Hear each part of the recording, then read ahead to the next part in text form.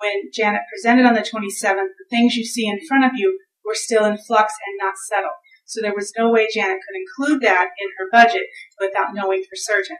These things came to us that evening as we convened.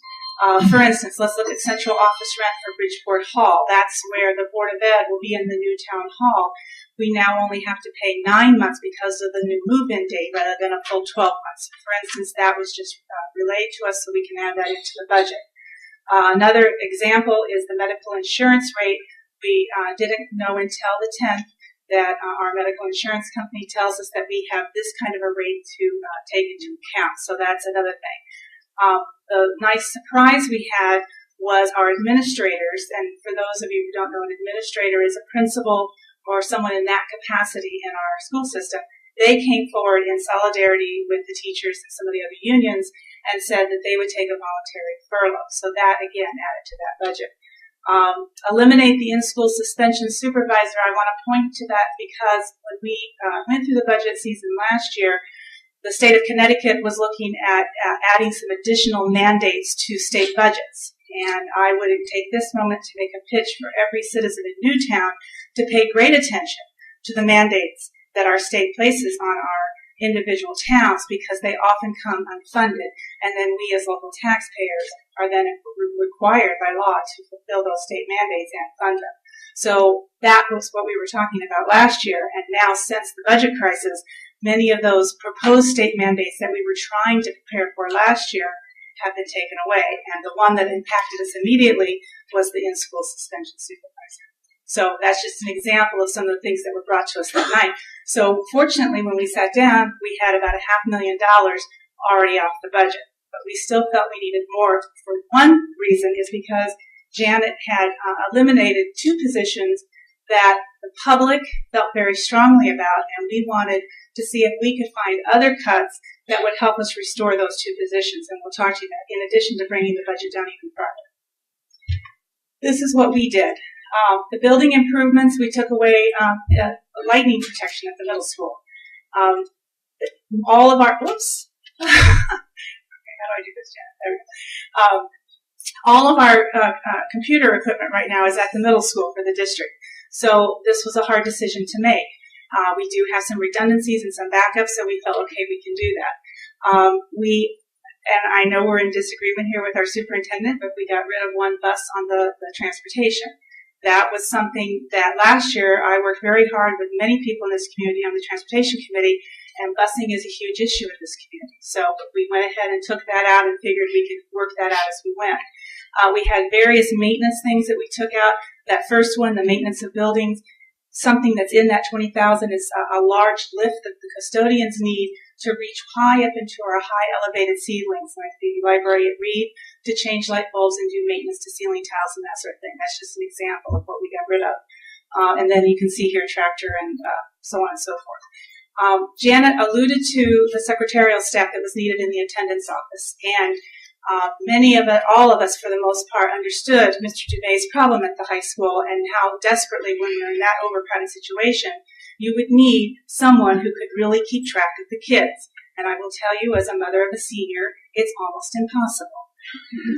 Okay? So we felt for Mr. Dubé, but at the same time, we couldn't in good conscience bring on a full-time employee with full benefits when we were also making so many other cuts. So we compromised with him and said, let's do 2 part-times and we'll at least save the benefits and let you work it out. That was just a suggestion we made, but we left it up to him. The Gates program and the Holly League teacher. Gates is our gifted and talented program. We had strong community support for this program, and we've had this in the past. The board felt strongly that a viable, exciting district has to have a gifted program. We offer it to the other end of the spectrum, to the special needs. We must have a gifted. It's one thing that many parents look for. Even if they don't have gifted children, they want to know that they're moving into a district that has that broad span of abilities. So we felt very strongly we had to do something to retain that. A compromise was reached because Dr. Robinson has some great ideas on how we can incorporate the Gates program more into our daily life at school. And we were able to reduce or take her 1.54 cut and change it to a 1 position so that we did still get some additional cuts out of that.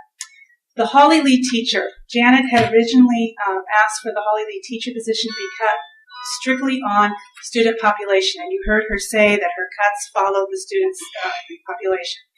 The problem is you also heard her talk about how integrated our classrooms are, how we have gifted to special needs in the same classroom. At Holly, we have some additional challenges in that it is so unbearably hot in the winter or in the summertime because of it's an old building that's been gone to, and very, very cold in the winter. So it's a very difficult teaching environment. We heard so much information come from both parents and teachers and everyone in the Holly community that this lead teacher was absolutely mandatory for them to function. And the board is a balancing act between what the community wants and what the superintendent thinks is necessary. So in that particular role, we felt that the Holly lead teacher must remain. And so we made the other cuts to offset that. And that's what we have as a result of the changes we made. At the end of it all, the board had cut out, let's go back right to the bottom there, had gone out $655,000 total off of Dr. Robinson's budget, taking us to the 1.74. At this point, the board could not find, as of coming to an agreement, the board could not agree on any additional cuts. And we're really hoping that the Board of Finance understands what due diligence we had here, because we argued a lot that night. And if any of you were in the audience that night, you know we did. And we considered a lot. And we had, I feel, very strong, sound educational reasons for not making some cuts that were suggested. So I'll turn this now over to Janet again. Oops, I'm going backwards.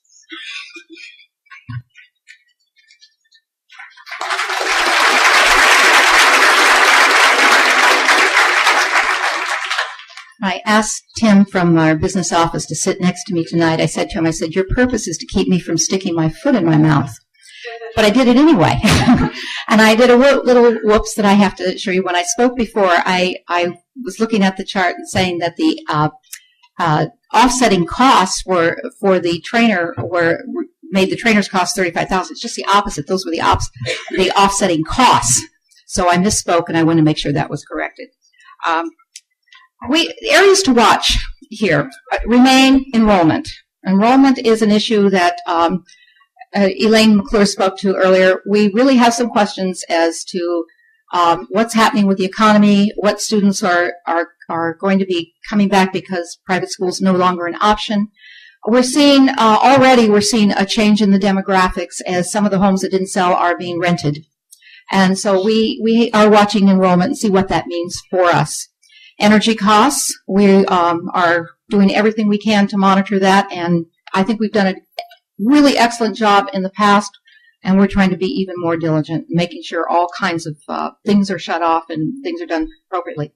Health insurance rates. Now, we are currently informed by Anthem that our health insurance rate at this point is 7.5% increase. We have we were told by Anthem it was 7.5%. We have an unofficial word from our broker that she feels strongly be 5%.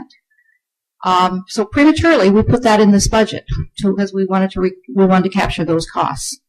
I'm going to talk about that in just a minute. The other thing that we have to watch is the excess costs grant. Now, Board of Finance, I have one little bit of good news here. I just received word today, as a matter of fact, that from the state that we will be receiving $78,222 more in excess costs, which may help to mitigate the budget you're looking at. But the excess cost grant for the future is something that's very uncertain in these economic times, so that's something we are paying very close attention to. And then the other general state assistance. The stimulus package has mentioned that we would be getting $1,059,000 in IDEA, which is special education funds. We are uncertain as to how that will come to us. It may possibly be coming to us from the state is a supplant rather than a supplement to the IDEA funds that we will be getting in excess cost grant. So we have no word yet on that. Additionally, we can't talk about the budget without talking about transportation.